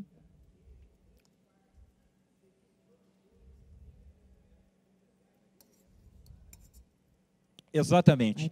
Essa questão, isso, eu que eu acho uma das questões chaves, e que é decorrente da perda dessa conexão, é exatamente a ignorância nossa sobre o potencial que nós temos, né? Então, nós estamos num país, por exemplo, a gente vai numa feira, isso eu costumo comentar com os nossos alunos, a feira é um exemplo maior, tá, de muito duro. desperdício e de ignorância de potencialidades. Então, você vai numa feira e você, com muita sorte, você vê 2 ou 3 tipos de mandioca, quando nós temos mais de 200 espécies. É exato. Inclusive, até fazer um adendo, tem uma mandioca, a gente teve na Embrapa, no interior da Bahia, agora há pouco tempo atrás, tem uma mandioca que chama mandiocaba. Você descasca ela e come crua. Parece pera. Parece uma pera japonesa, sabe? Então, assim, a gente tem uma enormidade. É como eu estava falando no começo. Um grande inimigo do Brasil é a abundância. A gente tem tanto de tudo que a gente não dá valor. Sabe, a gente tem tanta qualidade de produto, de coisas diferentes, que a gente não dá valor. E termina que a gente faz? A gente fica preso pela indústria, a gente fica, sabe, tipo, refém de uma cultura gastronômica estrangeira que às vezes nem sempre usa os ingredientes nossos. A gente tem que agradecer muito aos chefes franceses, principalmente ao Claude, porque eles usavam ingredientes que pra gente era comida de pobre. E que no batata mundo, barô era comida batata barô, ninguém neném, comia. papinha de neném. Era papinha de neném. Eu fiz um evento em Goiás há uns 6 anos atrás e tinha castanha de baru, que hoje todo mundo sabe o que é. É uma castanha que está bombando aí no Brasil, uma castanha maravilhosa e tal. E na época eu fiz uma barutela, que eu fiz tipo uma Nutella de castanha de baru. Aí o cara pegou e falou, não, mas isso é comida de porco. Aí eu peguei e falei, velho, na moral, porco come tudo, né? Deixa eu ver. Se você der caviar, ele vai comer também. Mas não quer dizer que porque é comida de porco é ruim, né? Tipo... Ó, desculpa aí. Olha a glace que a gente fez de cerveja. Olha que coisa linda isso. Ó. A redução da cerveja, manteiga e nada mais. Aí agora a gente vai colocar as fisales lá da fazenda do... Ah, gostei disso. Ah, o microfone está aberto, né? Eu cozinho falando, tá, gente? Eu estou me segurando absurdo aqui. Porque geralmente eu fico falando quando eu estou conversando, eu falo com as coisas. Não, mas está ótimo, Google. Eu acho que penso que você vai comentando e a gente vai conversando, comentando. Né? Mas, diga. São os dois que tem, né? Ou para o Guga ou para a Flavinha, eu queria perguntar assim, por exemplo, nós temos os adolescentes hoje que costumam comer muita coisa assim, vinda lá de fora, né? Aí, por exemplo, o waffle, que a gente paga uma nota no xarope de bordo. Está o quê? O que poderia substituir esse xarope de bordo para a gente estar fazendo essa massa de waffle, que nada mais é que ovos, trigo e açúcar nosso, né? O que a gente poderia colocar nessa calda para a gente não pagar absurdo nesse waffle? Flavinha, Google, ouviram ou não? Não, eu estava no Thermomix. Vocês ouviram ou não? A pergunta... Cara, não ouvi agora, porque eu estava aqui tensa, aqui eu e o Cordeiro aqui no momento. Não, a pergunta era o xarope de bordo, né? O xarope? A gente bate agora no final a gente põe o resto do queijo. O que fica show isso aí. Vamos provar, né? Que é a parte importante. Desculpa, estava ali num momento ali, tipo, me entendendo ali. Tipo assim, R$30 um frasquinho aí de 200 ml. O que a gente poderia estar usando para substituir nosso, né? Não ficar pagando uma nota nessa calda em cima do waffle? Olha, eu acho que assim, a gente tem milhões de coisas brasileiras maravilhosas. Por exemplo, hoje lá a gente viu, só de a gente falar de mel, a gente for falar da quantidade de mel diferente que a gente tem, mel de abelhas nativas, que são nossas, que você não precisa fazer praticamente nada, né? Que já tem uma identidade, um sabor absurdo. Né? A gente viu aqui, por acaso a gente falou do mel de castanha, mas tem mel de mandaçaia, tem mel de... Nossa, de tanta variedade incrível que poderia usar e aromatizar, botar outras coisas que você pode fazer. Os coulis de frutas brasileiras nossas, que podem também entrar ali como né, um complemento para o waffle. Tem, falando aqui assim, dá para um monte de coisa. Por exemplo, uma coisa que eu adoro e que é uma delícia de comer com waffle é sorvete.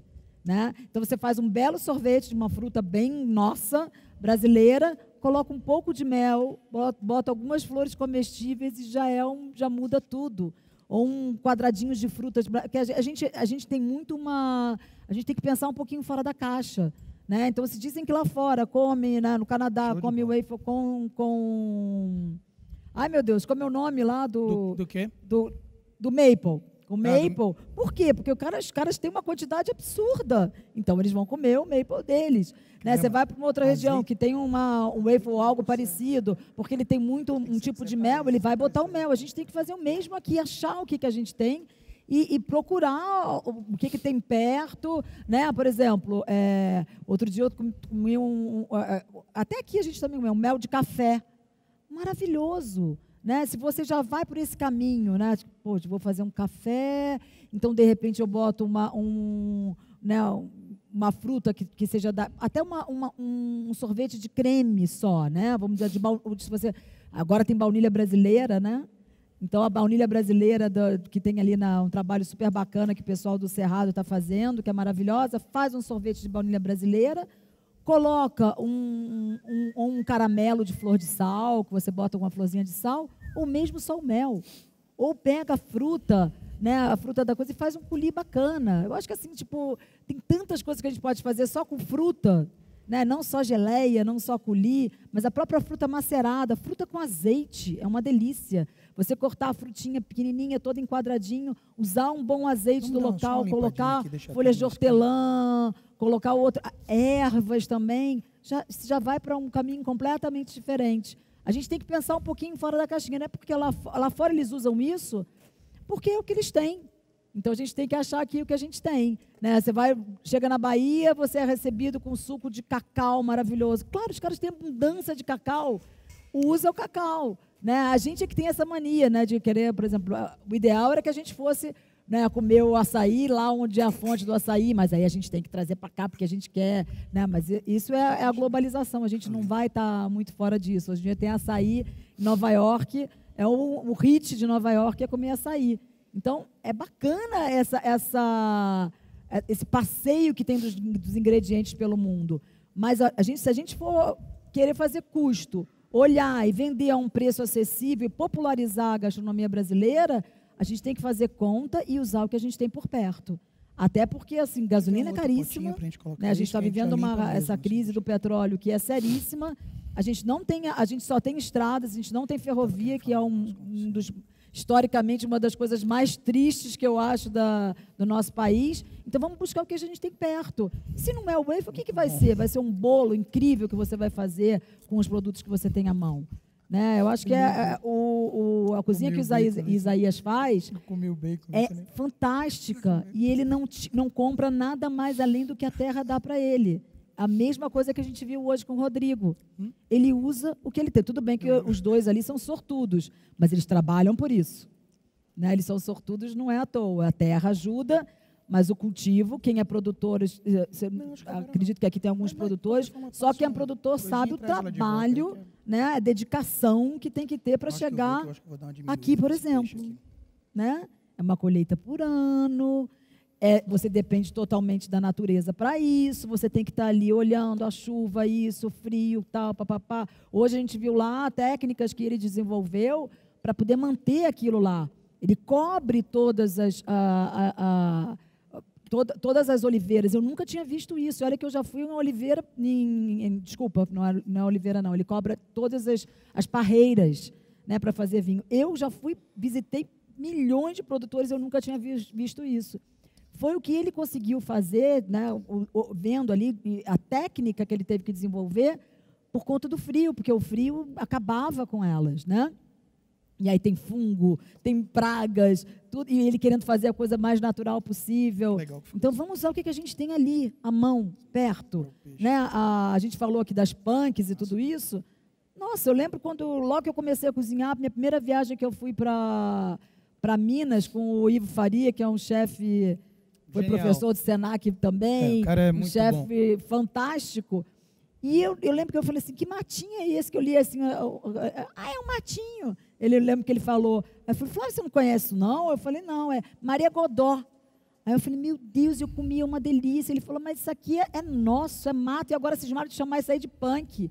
Então, quer dizer, é uma coisa que ele comia desde sempre.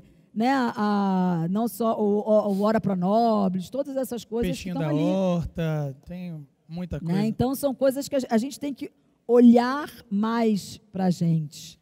E às vezes, né, Flavinha, uma coisa que é muito interessante, que tem coisas que a gente pensa que só tem no Brasil e, na verdade, não. Por exemplo, todo mundo já ouviu falar de jambu, né? Sabe o que é jambu, aquela erva? Tem na Europa. A gente consegue pegar, inclusive na Inglaterra tem, eles chamam de Electric Daisy, margarida elétrica. O jambu, então assim, você parar para pensar, tá mais ou menos ali na região onde fica a Amazônia e a gente às vezes bate o pé que uma coisa é nossa, e o que é nosso, na verdade, é o que a gente consegue transformar em cultura do dia a dia.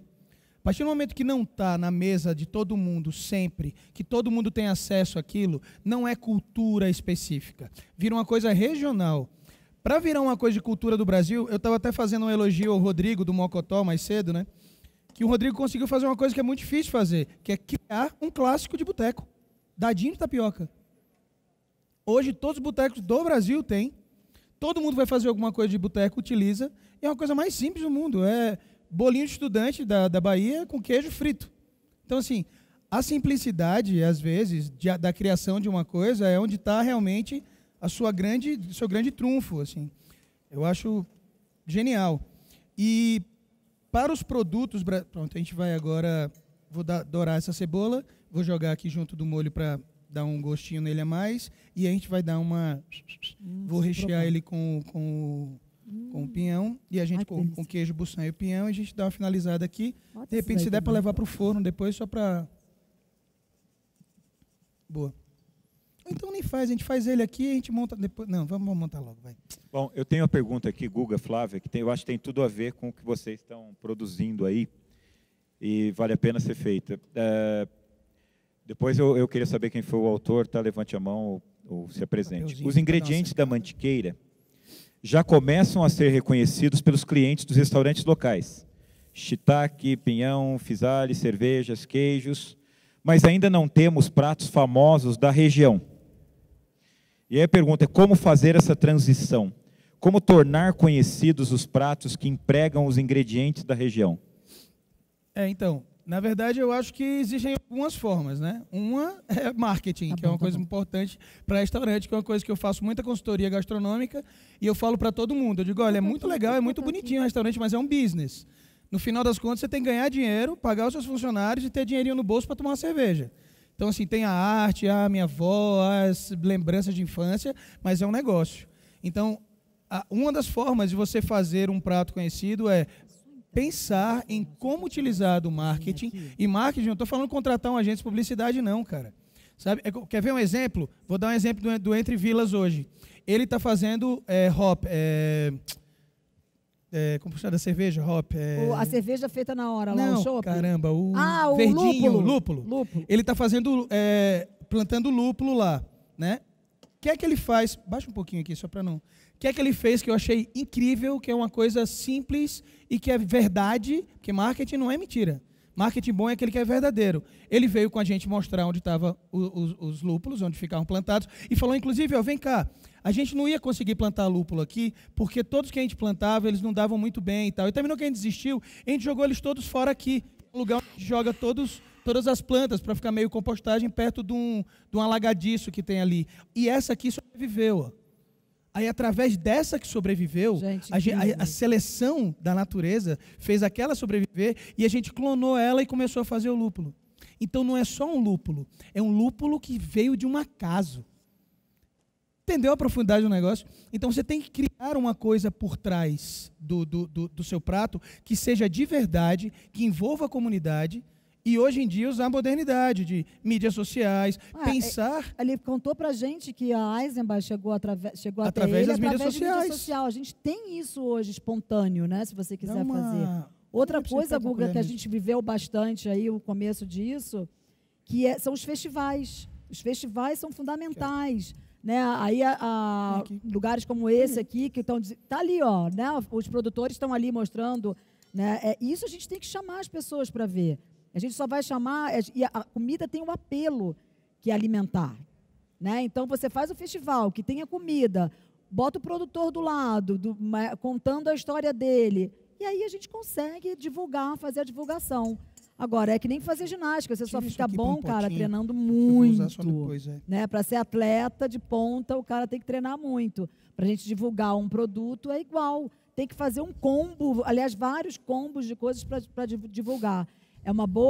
Primeiro é chegar até o produto, ter o produto bacana que vocês já têm, né? Depois usar os cozinheiros da região e juntar esses cozinheiros, trazê-los todos juntos, usando o produto, falando do produto, né? Trazer instituições, escolas, como o Senac, junto, parceiro, fazendo os eventos, né? Divulgando isso. e aí chamar jornalista, chamar chefe, tem que unir todas as pontas para fazer, é um grande marketing. Exatamente, na é muito importante isso. E aí, ó, só continuando aqui, porque agora, só para deixar bem claro, eu nunca fiz isso na minha vida, não tenho a menor ideia de como vai sair, então eu espero que vocês gostem da ideia. A gente pegou o queijo Busan e bateu com um pouco do azeite aqui de vocês, da Aberquina, e pinhão. Então ele ficou uma pasta disso. A gente pegou a truta, marinou na cerveja de laranja, e agora eu vou rechear a truta com esse queijo e com esse pinhão.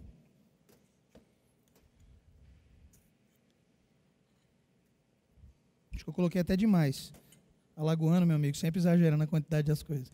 Minha mãe ia em casa, o povo para comer, então ela fazia frango, mas caso o povo não goste de frango, fazia peixe.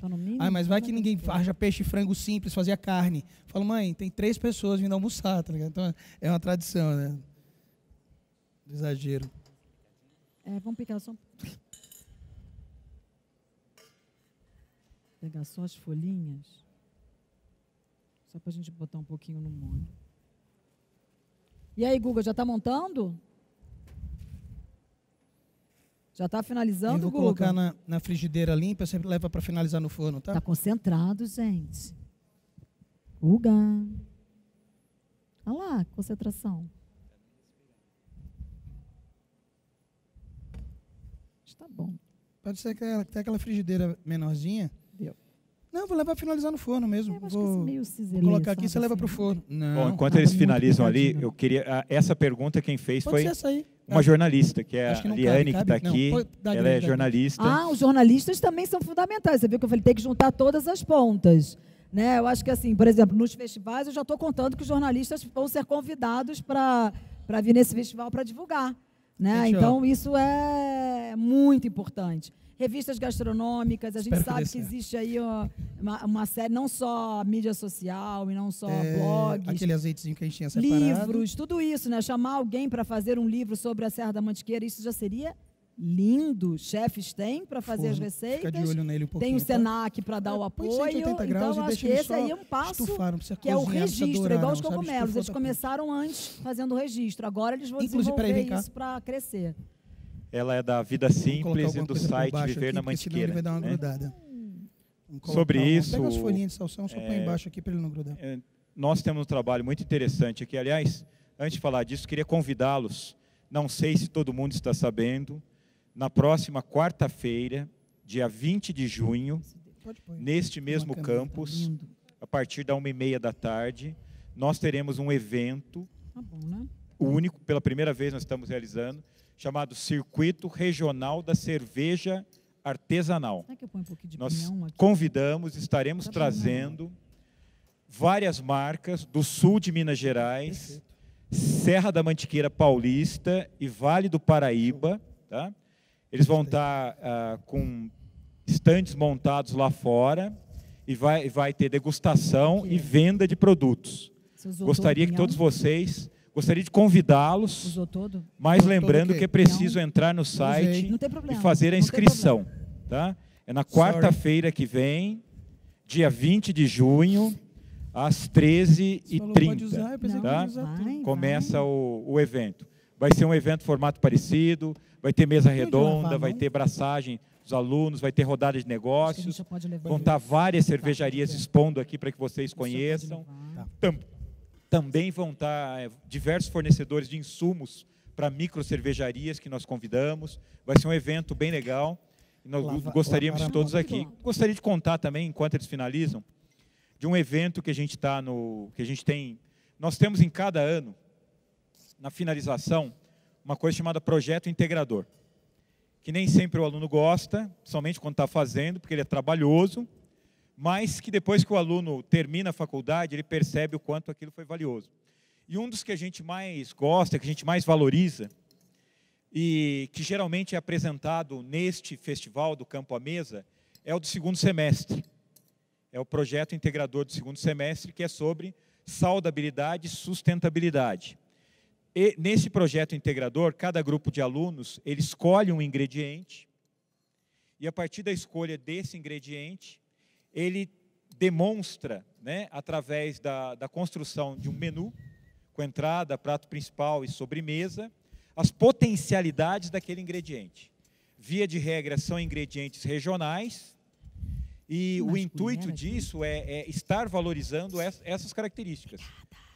A regionalidade e mostrar que é fundamental a divulgação desses ingredientes para que eles possam exatamente popularizar, chegar ao grande público.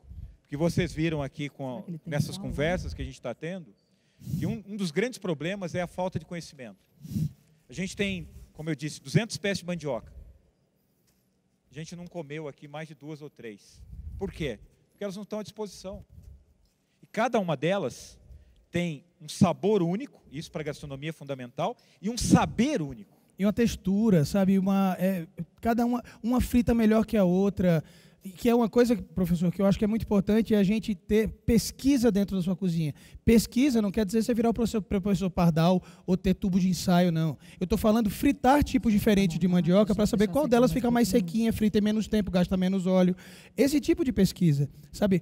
Toda vez que vai fazer uma marinada, fala, pô, qual limão será que fica melhor para fazer? Será que o caipira, o galego, o siciliano?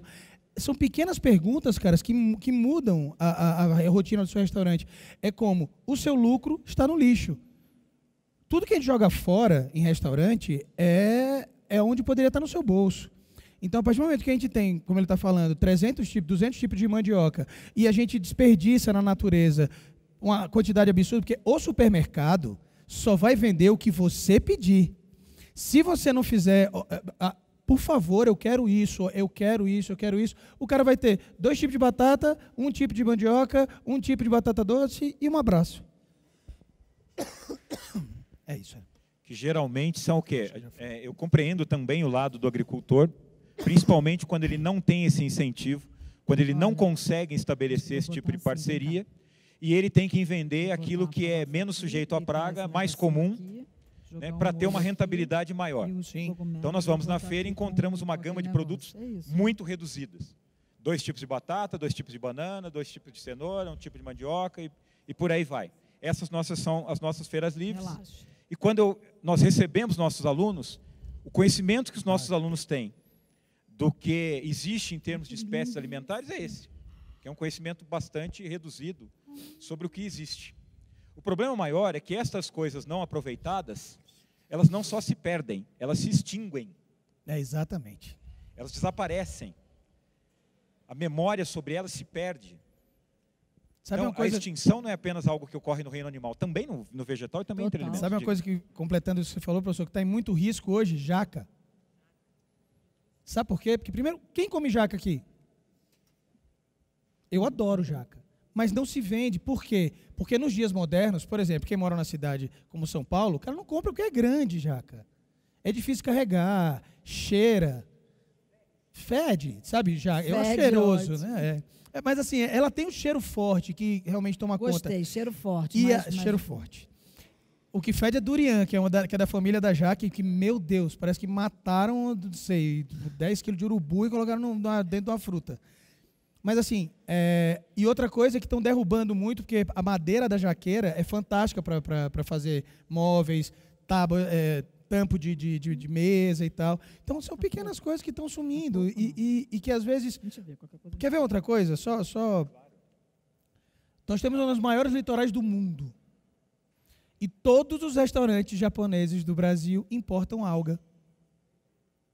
E tem projeto, pior de tudo é isso.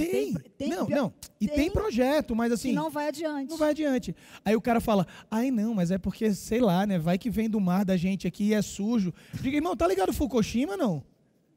Não sei se tá, né, muito, né? E tal. Então, assim, a gente importa algas, cara. A gente tem alga a dar com pau. Eu não sei se... Porque eu sou muito do mar, assim, então... Na praia tem uma uvinha. Já viram um negócio que parece... É comestível. É comestível, é lindo. É lindo. Aquilo decorando... Ninguém usa. O Brasil é um país que tem um dos maiores litorais do mundo e todo mundo de praia, salva algumas grandes exceções, usam peixe congelado.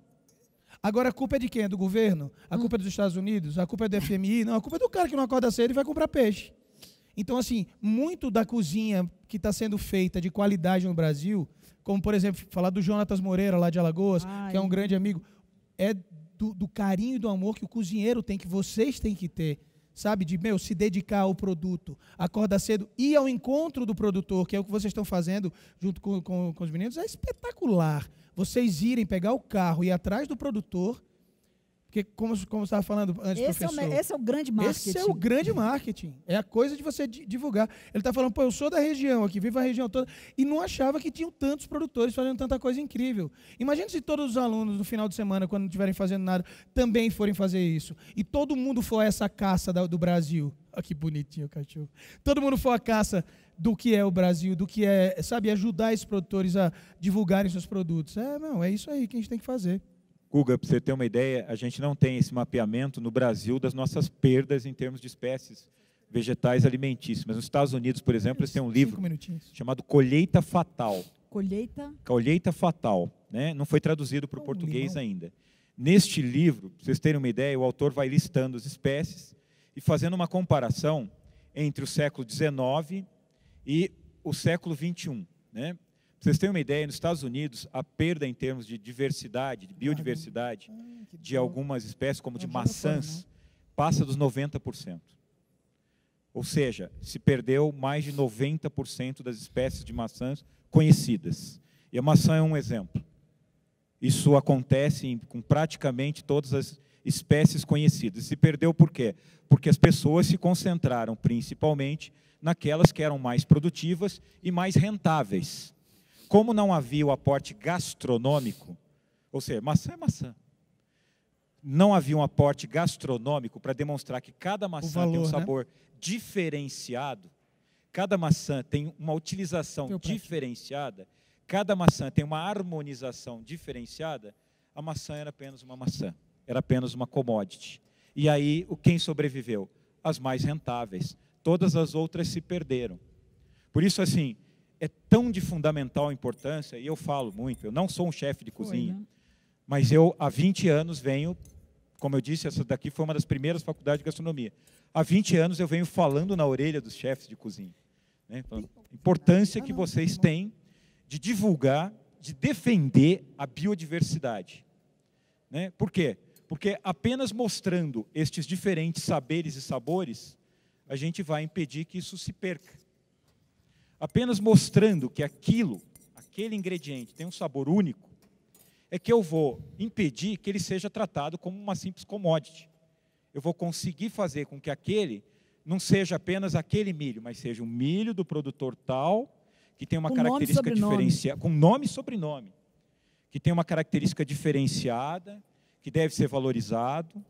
Isso que o Guga falou, que nós temos esse projeto. Quando a gente saiu a Mantiqueira, juro para vocês, apesar de ser carioca, eu fui criado na Mantiqueira. Moro em Itajubá, Minas Gerais, hoje.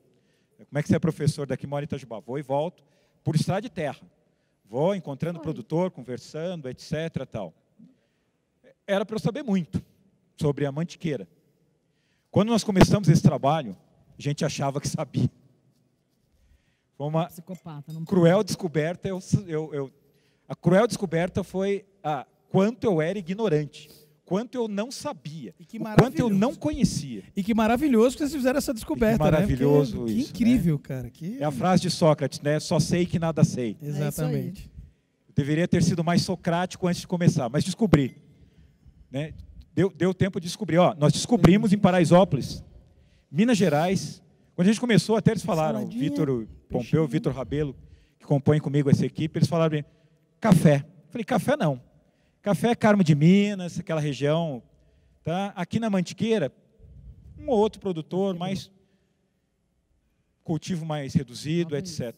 Nós fomos encontrar na cidade de Paraisópolis, e aí eu quero fazer até uma homenagem a ele, porque ele faleceu nesse mês de maio, seu Paulinho Almeida.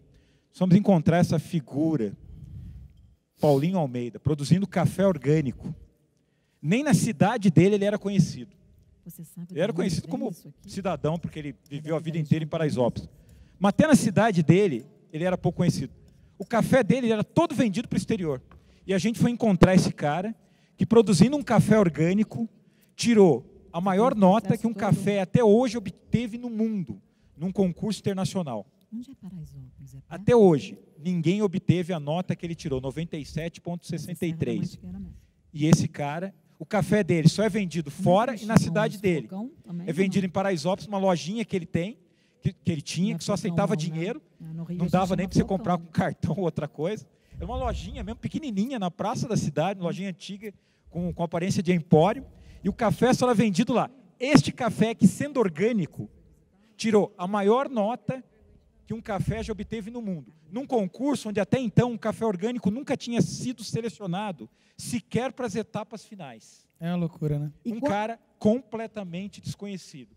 As técnicas dele, de adubação, uma coisa de outro mundo. Né?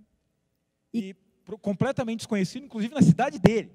Cara, que loucura. Sem holofote nenhum, né? Sem holofote nenhum. A gente pôde trazê-lo para o Senac, gravar. Nós temos vários depoimentos gravados dele. É uma coisa que não vai se perder e a gente vai estar sempre dando testemunho disso. Diga, querido.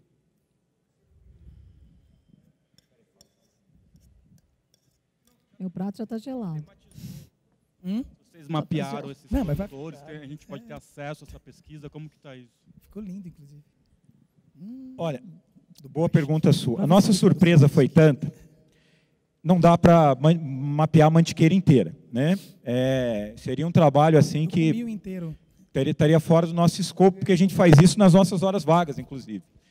E agora é que, com o apoio dos... Nós começamos isso fora do Senac. Depois que o Senac apoiou, nós começamos a levar aluno. Estamos no Facebook, estamos no Instagram, etc. Sabores da Mantiqueira. Quando a gente começou, a proposta era 8 cidades na região do Rio Sapucaí Mirim. 3 mineiras, Paraisópolis, Gonçalves e Sapucaí Mirim, e 5 paulistas, Campos de Jordão, Santo Antônio do Pinhal, Monteiro Lobato, tá? São Francisco Xavier, né? E São Bento do Sapucaí. A nossa pretensão era ficar 3 meses em cada cidade. Que lindo. Estamos há 1 ano e meio e não saímos de Minas. Estamos há 1 ano e meio fazendo visitas. Isso é um ótimo sinal. Com periodicidade de 2, 3 vezes por mês. Não conseguimos sair de Minas. De Minas, eu digo, de Gonçalves e de Paraisópolis. Agora, o mês passado, nós fizemos a primeira visita em Sapucaí Mirim. Para vocês terem uma ideia da riqueza que nós encontramos e que não prevíamos. Porque ela não era divulgada, ela não era falada, ela era vendida como commodity, não havia espaços eu acho nem que de comercialização. São se né? Eu acho que se a gente não correr atrás disso, né? E eu acho que as coisas acontecem quando tem assim chacoalhos como esses todos que a gente está vivendo aí, que a lei andou finalmente, né? Dos produtos artesanais, que uma coisa é um produto que é feito em larga escala, uma coisa industrial, e outra coisa é um produto que é feito, né, numa certa quantidade, que não pode ter as mesmas leis. Isso é básico, né? Não dá para... Eu lembro na época... Gente, isso em 2004, na época que eu fazia o Mesa para 2 de GNT, tem muito tempo, né? E eu fui visitar a gente estava gravando, fui visitar um produtor perto de Blumenau. Pode levar. Perto de... vou explicar. Perto de Blumenau. E quando eu cheguei lá, toda animada, feliz para gravar, não sei o quê, era um senhor que plantava todas as coisas, pepino, tinha várias coisas que fazia conserva. E quando eu cheguei lá, ele chegou assim no porteiro, não vai gravar mais nada. Eu falei, como, senhor? Eu vim lá do Rio de Janeiro. Pelo amor de Deus, a gente tem que gravar. Não, porque fecharam a minha produção e eu fali, vou falir. O homem chorava, gente. Aí eu sentei com ele, vamos sentar. Sentamos na varanda. O que está acontecendo? Ele falou, olha, a senhora não acredita.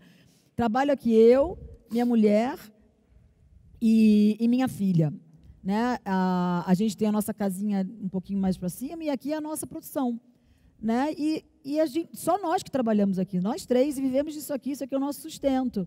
E veio o pessoal aí fazer pessoal da vigilância e fecharam a nossa coisa porque nós só temos um banheiro.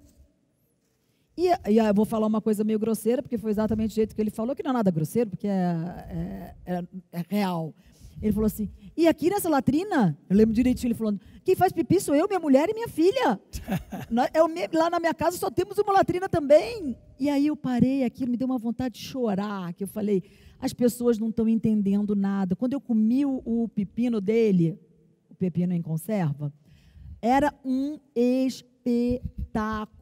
E eu falei, não, você não vai desistir, vamos lá, não sei o quê, vamos ajudar. Enfim, ele teve que juntar a gente, fazer um segundo banheiro, Não teve jeito. Teve que fazer a obra, chamar né, a gente ajudou e tudo lá, tal.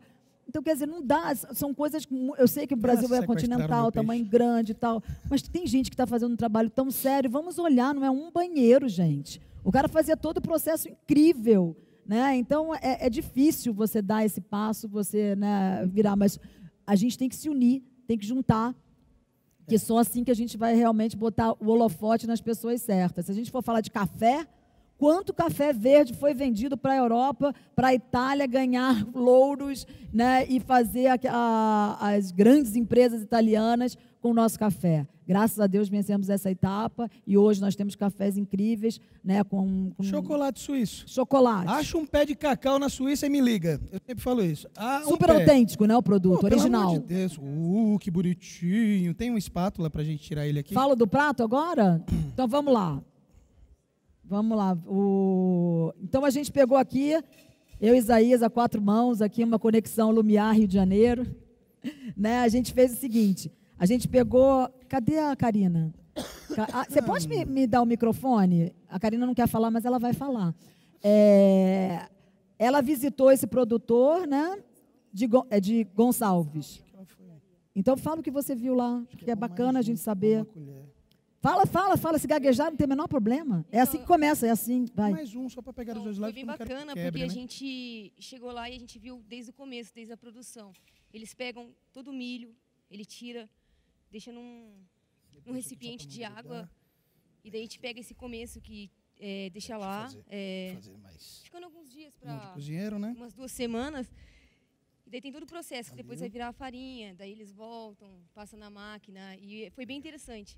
Vocês acompanharam o processo todo? Acompanhamos o processo todo, foi bem bacana. Então, quer dizer, depois que ela viu isso, eu tenho certeza que ela trata isso com muito mais carinho. Então, essa aproximação, ir até e levar esses estudantes para verem, porque depois isso aqui vira um saco, né? Bota num saco, o cara pega o saco, leva o saco e não dá menor valor. Agora, eu tenho certeza que ela pega aquilo ali, ó, né, com todo carinho.